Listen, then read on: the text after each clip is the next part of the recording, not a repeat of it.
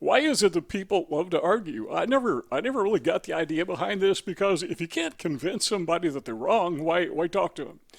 Typically, when you argue with somebody, all you're doing is reinforcing their opinion. To me, if somebody disagrees with me, I don't care. I mean, it's perfectly okay for someone to have different ideas than me, particularly when it comes to politics or religion. So, when I ran for office, you have to participate in debate. I'm okay with that because you have an audience. But just two people arguing back and forth, debating religion or debating politics, if I'm not going to change your mind, so what's the point? You're not going to change my mind. I'm not going to change your mind. Let's talk about something we agree on. There's that proverb that if two don't agree, they can't walk together, something to that effect. So I don't care. You want to disagree with me? I'm perfectly okay with that. But narcissists, they love to argue. They take the exact opposite opinion. Why? I mean, if you can't convince somebody, why even bother trying to argue with them? Why do they do this? Well, we got several reasons here. And number one is because they have highly sensitive egos. Now, stop and think about this for a second. You know what it's like to get a sunburn, right? I remember, you go out summertime and you get used to the sun, you build up a tan, and it's no big deal. But early summer, nah. I recall one time I had a church group, went to the beach. Okay, I took my shirt off, which I don't do anymore because it's embarrassing, but I took my shirt off and, kind of like it was the middle of summer. But nah, I wasn't used to the sun. And man, did that hurt. Do not touch me. It's like a fragile ego. I call this the sunburned ego. But with a narcissist, they have it all the time, except when they're love bombing you, those early stages of the relationship where they're trying to trick you or woo you into their web of deceit, then they won't argue with you. They say you're always right, even though in their mind, they are arguing with you. Now, pay attention because this is really important. Paying attention? All right. So you got this person in your life, they're love bombing you, they're real friendly, and then they start becoming argumentative. That is a strong indicator that you are in a relationship with someone who is either narcissistic or is a controller or has narcissistic traits because, everyone argues now and again, but if this person is just overbearing with it, there's a good sign there that, man, this is not the person you thought it was. But pay close attention because if it gets worse, then it gets worse. You're going to have some serious problems down the road. Time maybe to bail out, up to you.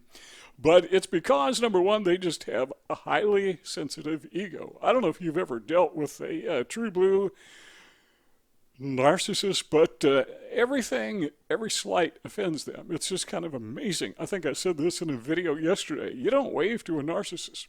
You wait for them to wave to you, and then you wave back because they're in control. I mean, it's an offense to some of these people. Okay, it's kind of extreme for you to wave to them, but you never ever disagree with them because, it's highly offensive because they're right because they're them.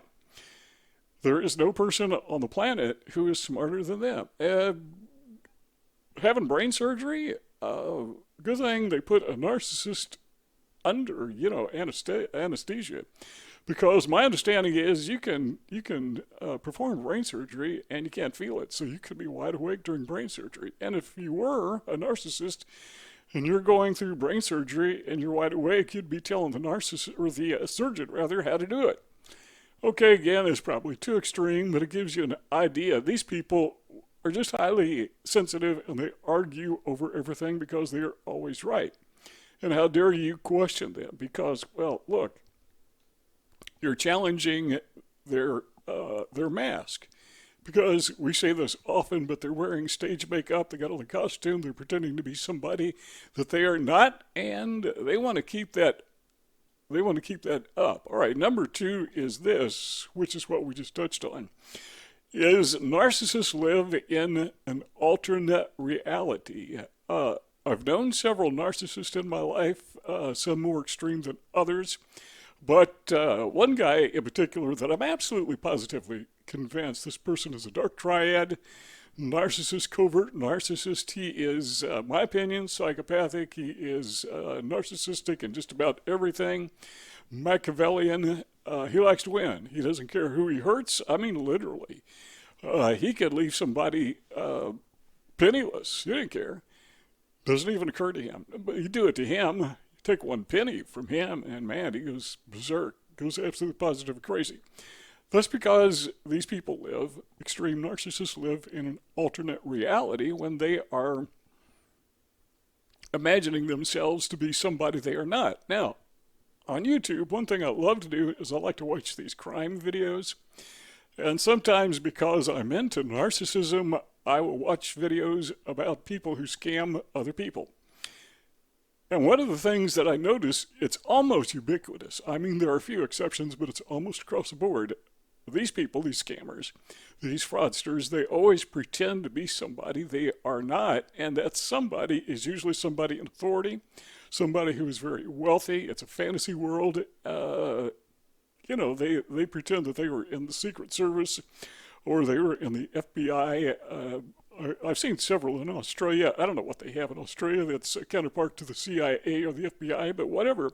These guys pretend, they put on this show when they're defrauding people, knowing good and well that they're lying, but they have this false reality. Now, I've said this before in other videos, but if you keep telling yourself a lie, you'll come to a point where you believe it. That's actually a thought reform technique that is used. Get somebody to continually confess to committing something that they did not confess, and they'll come to believe they actually did it. Well, the same thing applies to a narcissist. They're out there confessing to themselves that they are the superhero of some kind.